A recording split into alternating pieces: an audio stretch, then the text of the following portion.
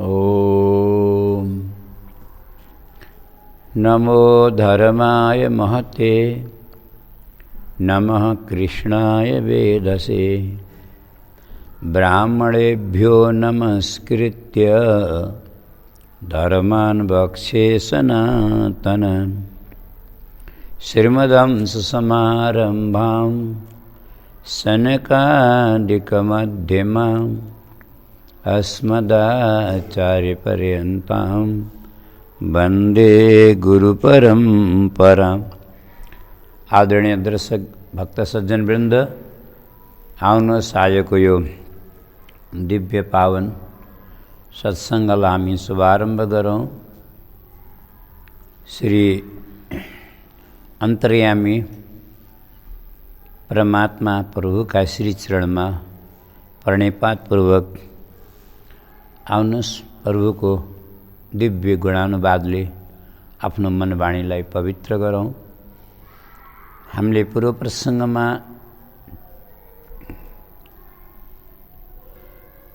षष्ठ स्कन्धलाई विश्राम गरेका छौँ।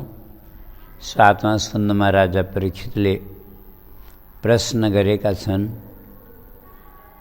भगवानले इन्द्रको सहायता गर्नको लागि दैत्यहरूलाई वध गरेर पक्षपात गरे जस्तो देखिएको छ, जबकि भगवान त समः प्रिय सुहृद ब्रह्मन् भूतानां भगवान स्वयं।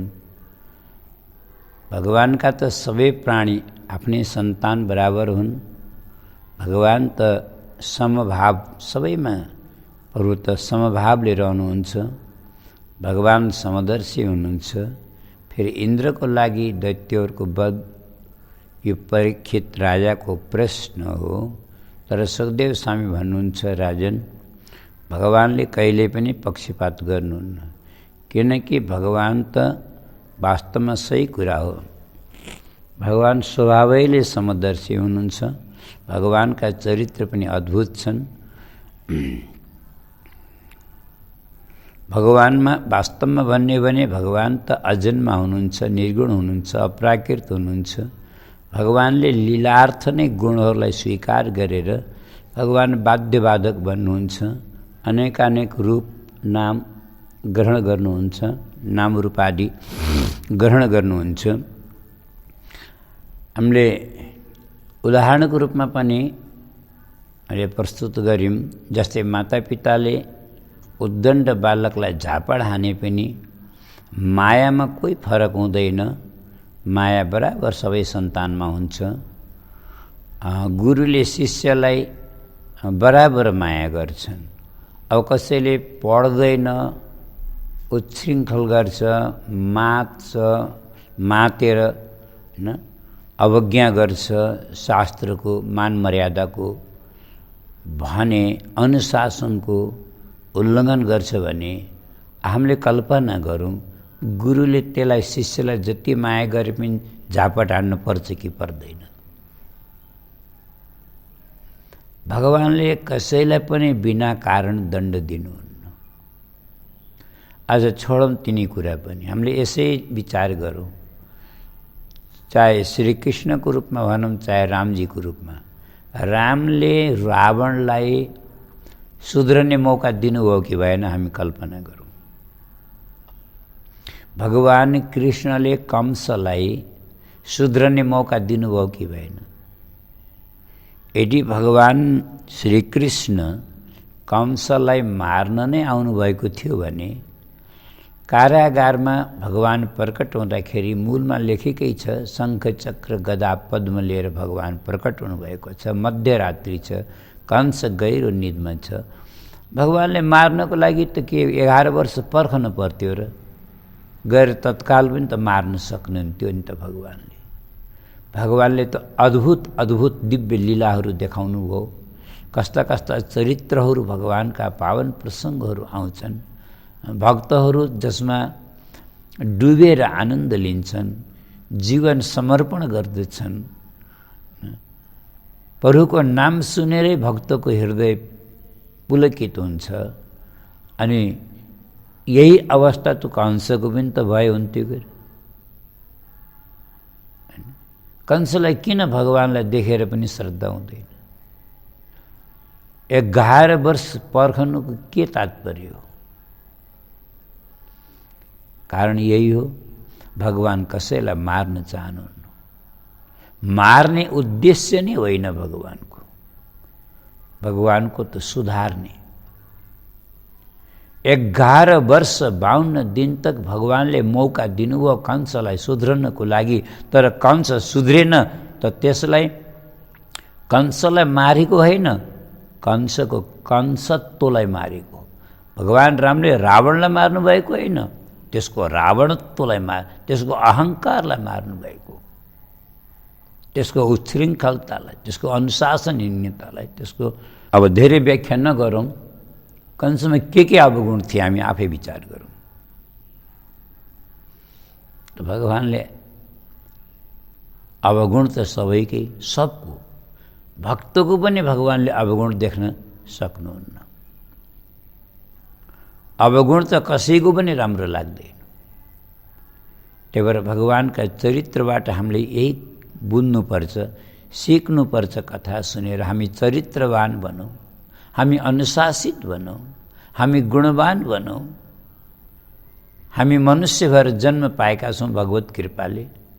आदर्श जीवन हामी बाँच्न सिकौँ। हामी ऋषिमुनि जस्तो जीवन बिताउँ, न कि राक्षसको जस्तो, न कि दैत्यको जस्तो। यस्तो बुद्धिमान चोला, बुद्धि भएको, विवेक भएको यस्तो मनुष्य चोला पाएर पनि मान्छेले किन गलत काम गर्छ? यही हो, भगवानले कसैलाई पक्षपात गरेर कसैलाई मार्नुभएको पनि होइन, कसैलाई विशेष माया गर्नुभएको पनि होइन। माया गरे पनि गुणानुसार गर्नुहुन्छ। किनकि गुणको कदर सबले गर्छन्, मान्छेले पनि गर्छन्, गुणवानको कदर गर्छन्। त्यही भएर गुणको कदर गर्नुपर्छ। अझ एउटा अद्भुत विलक्षण दृष्टान्त, रावण अग्निबाणले अथवा मर्यो, मतलब मूर्छित भयो, पल्ट्यो, मरणासन्न छ रावण। त्यो बेला पनि भगवान रामले रावणको कदर गर्न बिर्सनु भएन, सम्मान गर्न बिर्सनु भएन।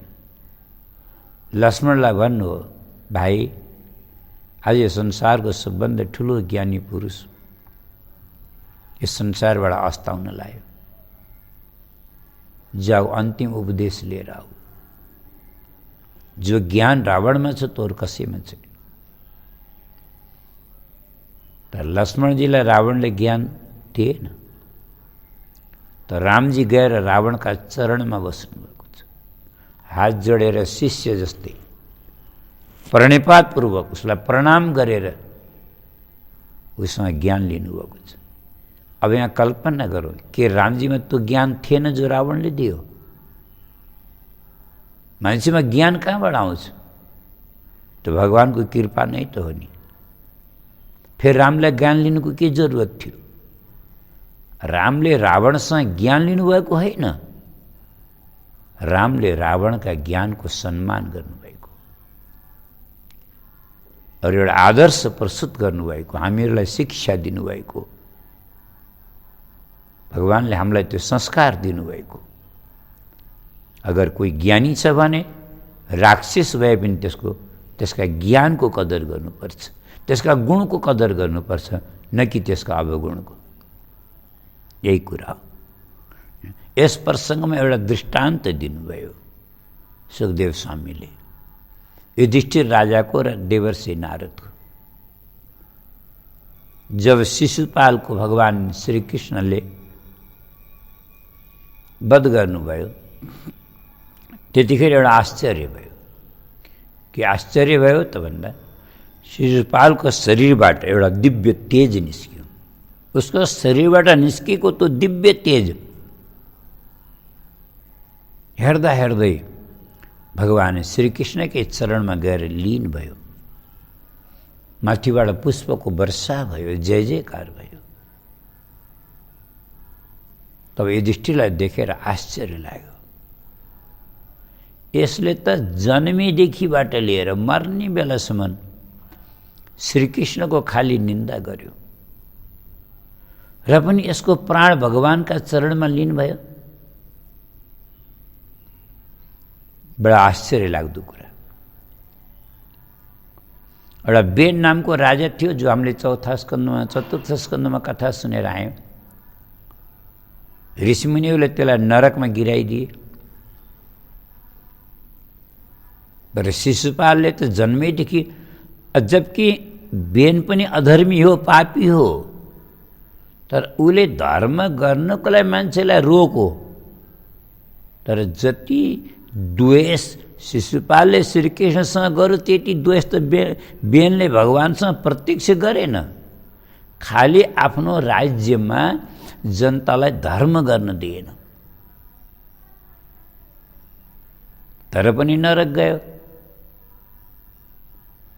अब यसले त भगवानलाई जीवनको पाइला पाइलामा भगवानको निन्दा गर्यो र पनि यसले भगवानलाई प्राप्ति गर्यो।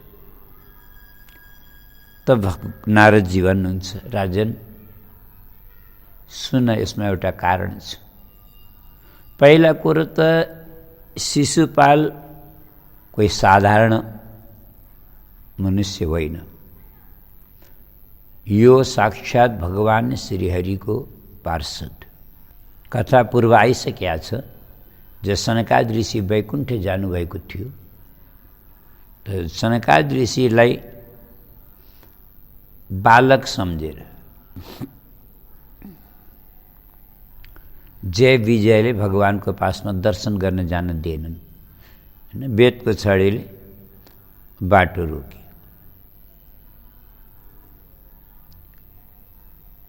एकदा ब्रह्मणः पुत्रा विष्णोर्लोकम यदृच्छया सनन्दनादयो जग्मुश्चरन्तो भुवनत्रयम्। जबकि 65 ढायना बाबा 5 या 6 वर्षको अन्दाजले 5 या 6 वर्षका देखिनुहुन्छ। सनकादियेषु 5-6 वर्षका देखिनुहुन्छ, त 5-6 वर्षका होइन। उमेर त पूर्वेशामपि पूर्वजा, यहाँ पूर्वजका पनि पूर्वज। दिग्वासस शिशुन मत्वा द्वास्थौ तान प्रत्यसेदत। दिगंबर 5-5 वर्षका बालक, नाङ्गा नाङ्गा बालक सम्झेर जय विजयले वेदको छडीले बाटो छेके। तब सनकादिले श्राप दिनुभयो, तिमीहरू वैकुण्ठमा रहने योग्य छैनौ, तिमीहरूमा भेदभाव छ। वैकुण्ठमा पनि यो पक्षपात, जाओ तिमीहरू आसुरी योनिमा 3-3 जन्म तक तिमीहरूलाई जन्म लिन परोस्। आज त्यही सापले गर्दा जय विजय पहिलो जन्ममा हिरण्याक्ष हिरण्यकशिपु पनि त भगवानलाई नृसिंह और वराह अवतार लिनु पर्यो। वराह रूपले हिरण्याक्षको र नृसिंह रूपले हिरण्यकशिपु। हिरण्यकशिपुले आफ्नै पुत्र भक्त भगवानको भक्त प्रहलादलाई कति दुःख दियो, सतायो। त भगवानलाई नृसिंह रूप लिन पर्यो उद्धार गर्नको लागि।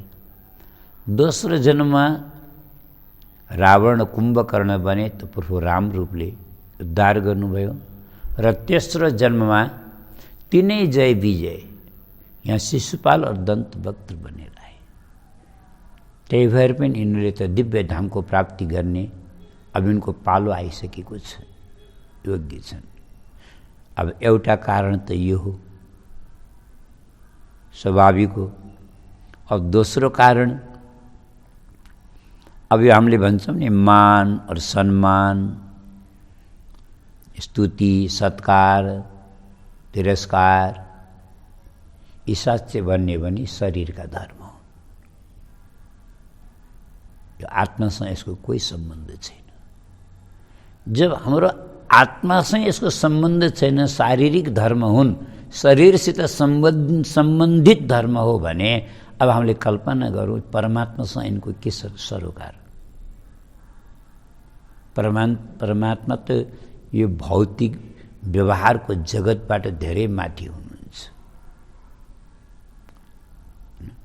भगवानले कसले कति मेरो पूजा गर्यो, मलाई कसले कति भोग लगायो, यो हेर्नुहुन्न भगवानले।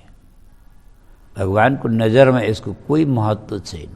यो त हाम्रो आफ्नो श्रद्धा हो, यो त हाम्रो आफ्नो भाव हो, यो त हाम्रो आफ्नो दृष्टिकोण हो।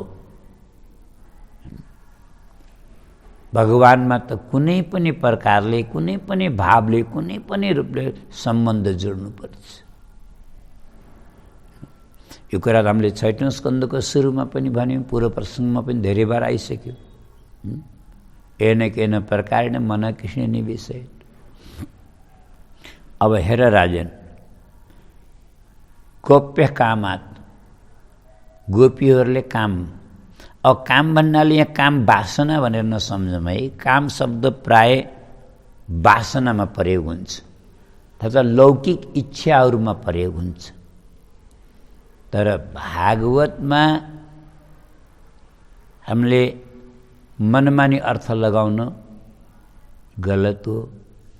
हामीले यसमा आचार्यहरूको, पूर्वाचार्यहरूलाई नमन गर्दै पूर्वाचार्यहरूको प्रस्तुतिलाई नै प्रस्तुत गर्नुपर्छ।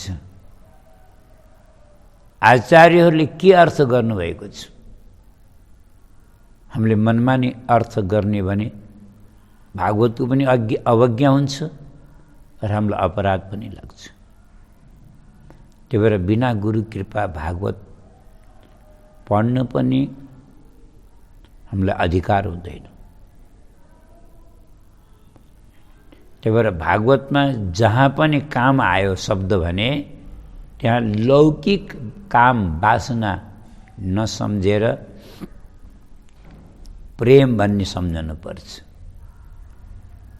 आचार्यहरूले भन्नुभएको छ, प्रेमैव गोपरामाणम काम इत्यगमत। यो आचार्यको वाणी हो।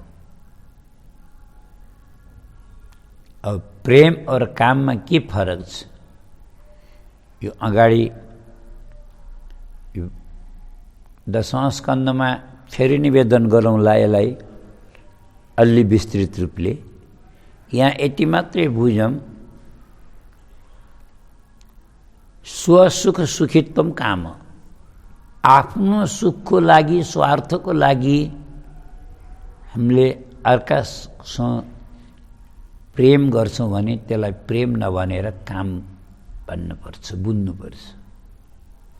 आफ्नो सुखको लागि जो सम्बन्ध जोडिन्छ त्यो प्रेम होइन, त्यो काम हो। और परसुख सुखित्वम प्रेम। प्रेमीको सुखको लागि, उसको सन्तुष्टिको लागि यदि हामीले सम्बन्ध जोड्छौँ भने त्यसलाई भनिन्छ प्रेम। तर वास्तविक प्रेम गोपीहरूमा नै दर्शन गर्न पाइन्छ। यसको उदाहरण हामी पछि प्रस्तुत गरौँला। प्रसङ्ग आउँछ, यसको व्याख्या गोपीहरूकै प्रसङ्गमा निवेदन गरौँला। त्यही भएर यहाँ गोप्य कामात भन्नुहुन्छ नारदजी, अर्थात् गोपीहरूले प्रेमद्वारा, अनुरागद्वारा भगवान श्री कृष्णलाई प्राप्त गरे। अनि भयात कंसले भगवानको कोही पूजा थोरै गरेको थियो, कोही आराधना र उपासना थोरै गरेको थियो। यो आकाशवाणीले भन्यो कृष्ण तेरो काल हो भनेपछि उसलाई कृष्णदेखि डर लाग्न थाल्यो। उसले जति अहङ्कार गरे पनि, घमण्ड गरे पनि त भित्रभित्र भयभीत थियो कंस। कृष्णले कतै आएर मलाई मार्ने हो कि। त्यही भएर भगवानलाई मार्ने हर प्रयास गर्यो तर असफल भयो। उसले यही भयले भगवानलाई प्राप्त गर्यो। भयात कंस द्वेषा चड्यादयो नृप। यी शिशुपाल आदि जो राजाहरू हुन्, यिनीहरूले द्वेषले गर्दा पनि भगवानलाई नै प्राप्त गरे। सम्बन्धात वृष्णय, सम्बन्धले वृष्णिहरूले, स्नेहाद यूयम, स्नेहले तिमीहरूले, और भक्त्या वयम। भक्तिद्वारा हामीहरूले श्रीकृष्णलाई प्राप्त गर्छौँ। पर कतमोपि नभेन स्यात्, बिनमा त केही पनि भाव थिएन, केही पनि भाव थिएन। ऊ त एउटा निन्दक हो, त्यही भएर नरकमा गयो। निन्दक नरकमै जान्छ। त्यही भएर जुनसुकै भावनाले हुन्छ, तस्मात् केनाप्युपायेन मनः कृष्णे निवेशयेत्। अब सारमा भनौँ है त, व्याख्या नगरेर हेर्नु, मनुष्य जीवनको सबैभन्दा ठुलो स्वार्थ भनेको पनि यही हो, परमार्थ भनेको पनि यही हो, र पुरुषार्थ भनेको पनि यही हो। यो मन भगवानका चरणमा जोड्नु, मन लगाऊ। चाहे तो मन चाहे रिसैले होस्, हैन, चाहे रिसैले होस्। कोही व्यासहरूले भन्छन् त कथामा, शिशुपालले जो भगवान श्रीकृष्णलाई गाली गर्यो सभामा, त्यो पनि कहीँ एकान्तमा भएको हुन्थ्यो नि, कसैले नसुन्ने गरे, सबले सुन्ने गरेर जोर जोरसँग गाली गर्यो। भीमसेनले आएर भने, गोविन्द एउटा कुरा बताउनु, तपाईँलाई त गाली सुन्ने बानी बसे जस्तो छ, कोही प्रतिवादै गर्नुहुन्न, उसले पानी पिउँदै गाली गर्दै गरिएको छ, अब तपाईँ मुस्कुराएर सुनेको सुने हुनुहुन्छ। या त गएर आफूले दण्ड दिनुहोस्, अब आफूलाई दण्ड दिने मन छैन भने हामीलाई आज्ञा गर्नुहोस् न, मैले त गएर यसको खोपडी फोडिदिन्छु।